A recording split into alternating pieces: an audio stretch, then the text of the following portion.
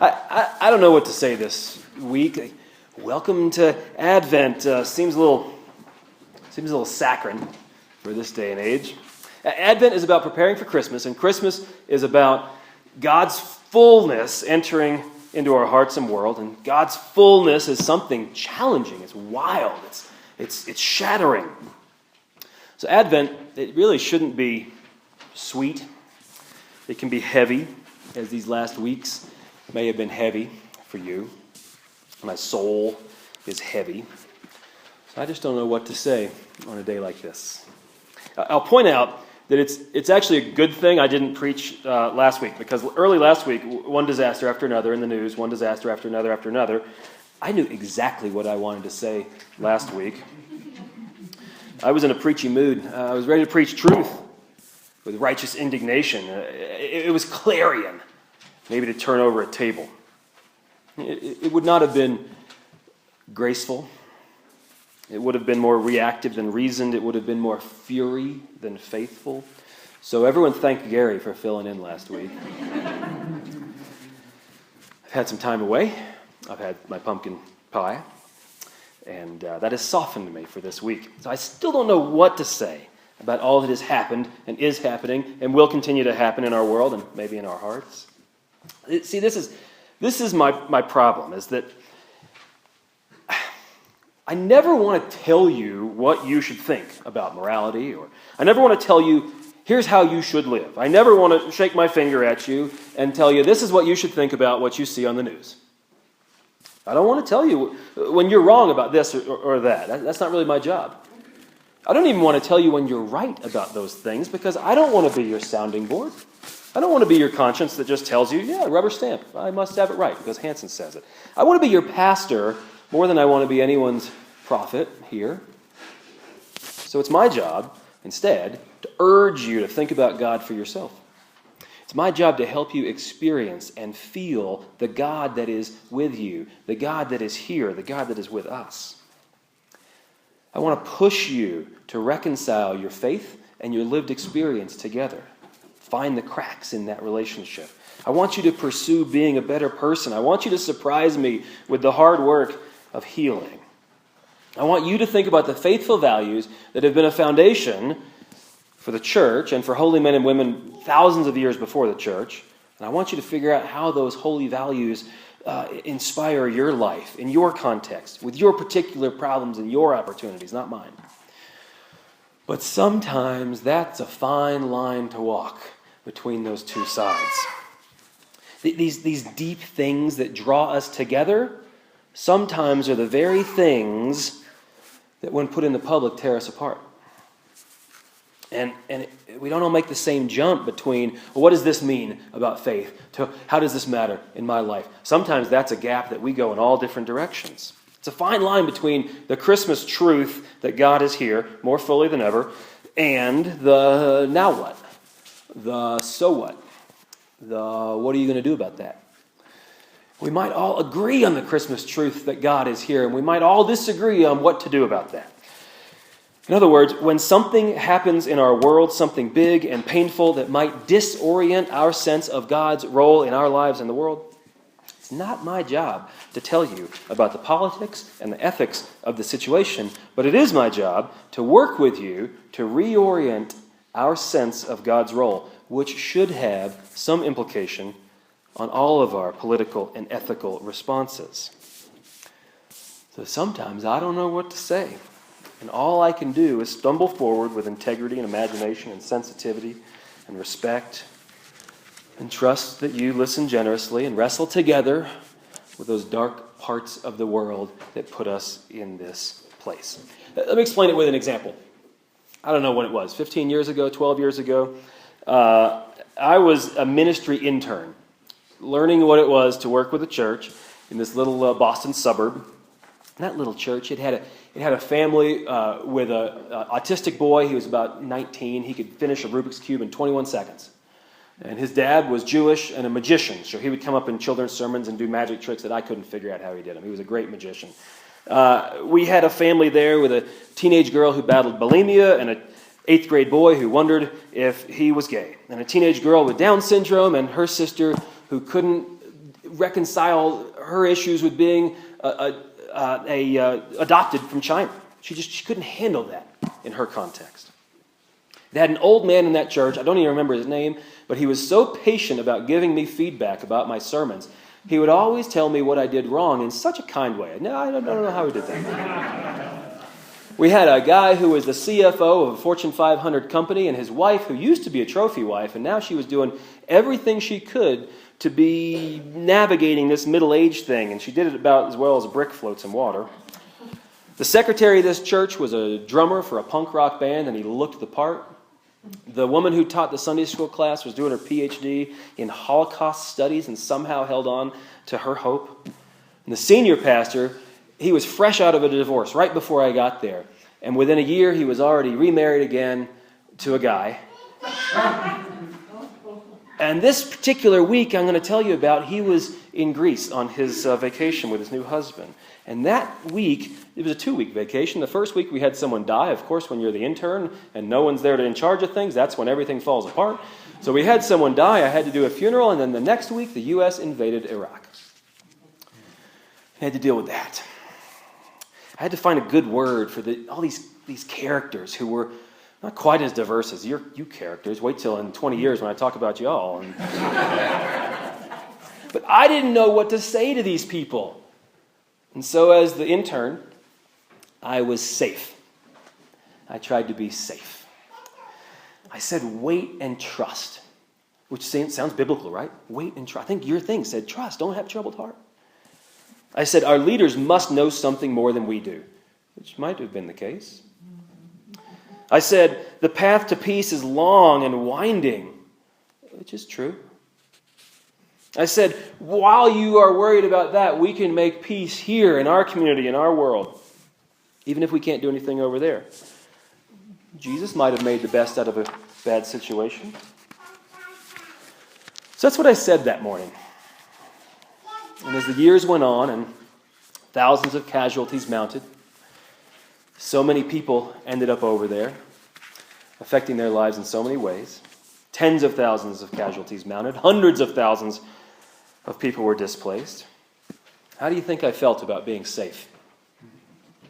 Regretful? Naive? Dirty? Embarrassed? And of course, we've had plenty of crises since then. Plenty of wars, plenty of atrocities, pathetic responses from America. And of course, it's not hard to say that through all of that, we all want peace. Everyone wants peace. There have been attempts in our world at genocide. There have been moments that just take a blow to our hope, but we carry through. And any given day, smaller or larger, there are these untold stories of abuse and pain, which leave us hoping we can love one another better, which leave us longing for those moments of joy in our lives. And generally, I don't shy away from those things. And when it's clear, I love that it is my job to give a good word about God in the chaos.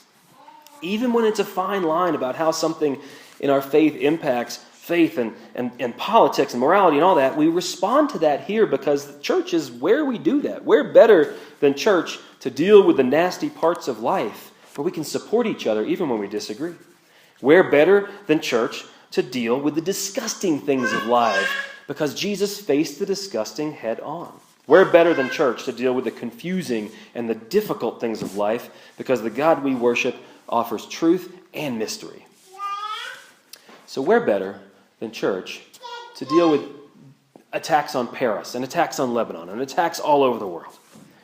We're better than church to deal with the domestic terror attacks at a health clinic and on the streets of Chicago, 2 blips on our news cycle that could cripple our sense of beauty in the world if we let them. We're better than church to deal with refugees fleeing Syria who are otherwise little more than tennis balls in the next election cycle. I got a text this week about all that stuff. What does all this mean about God? With so much bitterness and hatred and violence and tragedy, where is the benevolence? What a good word. Where is the benevolence? Where is the hope? Where is the peace? How can you trust in God when all this happens? Indeed. Many of us have wrestled with that question over and over.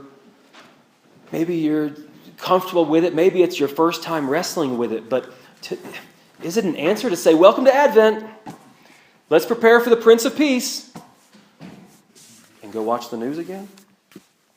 I don't know what to say, but I don't want to leave here with regret and naivete. So what can we yell to remind God that we are preparing for peace? That's the way Elie Wiesel would say it. He said, if there's a God, how loud can we yell to tell God to do better? What can we say to remind ourselves how to prepare and how to wait? I know we all have different ideas about the Bible. We hear different people say it in different ways when we come up here. I hear people in different Bible studies and in conversations have wide ideas on what the Bible is and what it means. But when it comes to the question of what God might want us to feel or do about the litany of tragedies that we keep getting, it seems at least wise to consult the holy men and women who gave a foundation to this thing that gives our own ideas a way to mold into our faith story. So what does the Bible say? What does the Bible say to all the crises that we've been facing these last weeks? Well, we all know the Ten Commandments. Well, at least it'd be hard for us to say what the 10 of them are. It's hard for a lot of people to say what the 10 of them are, but we know there are 10 commandments. Those are the biggies. But Jews recognize 613 commandments in what we call the Old Testament Hebrew Bible.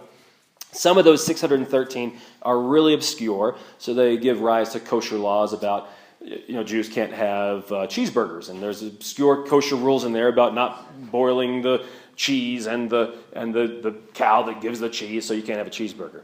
Pretty obscure. It happens once, is what it is. Some of them make perfectly good sense. We would think they make great sense about respecting our neighbors, and they're in there a lot. The commandment that pops up the most, 36 times. 36 times it is printed, as though God just finds it that important to just keep plugging it in there. The commandment that is repeated the most in the Old Testament is, love the stranger. Depending on the context, and we've created all kinds of contexts for strangers. You might say, love the migrant. You might say, love the illegal immigrant. Love the resident alien. Love the refugee. For you don't forget that you were strangers in Egypt. You were refugees at one point. The most repeated commandment that Jesus would have grown up with and heard in church week after week and studied in school is love the stranger. But it's not that simple. It's never that simple. For all the sacred wisdom in the world, there are usually real things to consider, real dangers to worry about, real things to protect ourselves against. In many cases, fear is the beginning of wisdom. And so, if we expand to the whole Bible, 1,000 whatever pages, there's one phrase that pops up over and over and over and over and over and over and over. It's not a commandment, although it is a command. And this phrase pops up so many times from angels and from people. And it is, do not be afraid. Do not fear. Don't have fear. Don't respond in fear. Shows up in the Bible 365 times. Which means if you want to live in fear, you have February 29th every 4 years. You can have that day. All the fear you want, all the suspicion, all the bitterness, all the exclusion. The other 365 days each year, year in and year out, there is not room in the life of faith for fear or hatred or division. Not when God has a higher purpose for us. Not when Jesus shows us that peace is the way and the truth and the life. Love the stranger. Do not be afraid. That's the foundation of any preparation for Christmas. The holiday where we tell a story of a Middle Eastern man who has no room and who then is persecuted by a violent regime and has to flee to Egypt until it's safe enough to return home. Love the stranger. Do not be afraid. That's the kind of peace that is the foundation for any Christmas. And what are we supposed to do with that then? How can faith like that impact life in our context, real life like we live? Well, when I see this news about the refugee crisis, and when I see the politicians dancing really, really hard until the gong knocks them off the stage, I get angry. It's my first reaction. When I see gun violence spiral out of control and we do nothing again and again and again, my anger turns to mourning and to despair. And I look for hope somewhere. You know where I find it? I find it when people text me the question of, where the heck can I find hope? It's when we share the response of, where do I find hope? That's where I find hope. It's not an answer, it's a response. And I try to accept the fact, I wish it was different, but the fact that the road to peace is long and winding. And I try to walk it, and I fall off, and I get back on the best I can. And I try to listen for what Jesus might have felt when Jesus was dealing with all of this as a refugee himself. And maybe you just decide to turn off the news. Maybe you have smarter ways to engage in the process. Maybe you have peaceful ways to change your home in this community. Inspire me with this. But what do we do with all of this? What do we as a community do? Well, there's hundreds and thousands of families in crisis. And you know, some of you, there's only a few people in this church who might be aware of this fact, but in the 1970s, this church and St. Rita's came together, and we moved a refugee family from Cambodia to Nederland. Raised $5,000 40 years ago. And they moved here. Eventually they moved. It was too cold because that's kind of silly to move people from that warmed up here. Eventually they moved to L.A. and they did their life. And the last that anyone here heard of them, it was in the 80s. They went on to live productive lives. And I'm sure their kids are in college or have gone on to college and they have kids now. And that must have been a crazy idea in 1973. That we, this church, look around how many of you there are, was going to support a family from Cambodia to come here? With all that Cambodia meant after Vietnam? Crazy idea. But we did it. But what are you going to do in this mess? What should you do? Other than love the stranger and do not be afraid? I don't know. Pray to the God who promises that God is working for peace in your life? Yeah, that's good. Should you melt your weapons into shovels or find ways to melt your neighbor's anger into compassion? That'd be great. Should you trust even more, even in the face of despair, that Jesus has a better way? If so, how? I don't know. But I long for peace in so many ways. How long until that little manger expands into light, into our hearts and into the darkness of the world? How long? Amen.